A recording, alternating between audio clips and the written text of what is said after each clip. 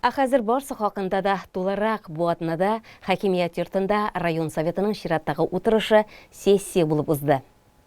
Узган сишәмбедә Саба муниципаль район советының чираттагы утырышы булып узды. Утырышка 4 көн мәсьәләсе куелган иде. Беренче көн тәртибе буенча 2023-2025 елларга Саба муниципаль районының социаль-икътисади үсеше хакында башкарма комитет җитәкчесе урынбасары Марат Бахманов бәян итте. Икенче көн тәртибенә 2024-2025-2026 елларның планчырына Татарстан Республикасы Саба муниципаль районы бюджеты хакында депутатларны Финанс бюджет палатасы рәисе Шәмсун Сунгатов таныштырды.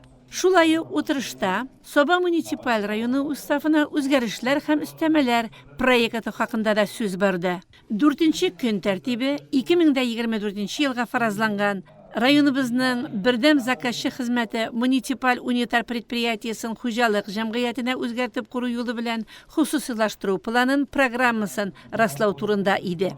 Утырышта катнашучылар алдында бу хакта башкарма комитетының юридик бүлек начальнигы Альберт Миннекаев сөйләде.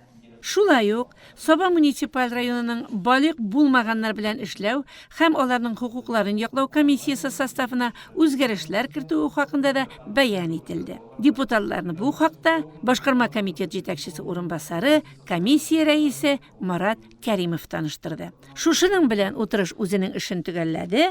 Утырышта һәр карар проекты нигез итеп алынды.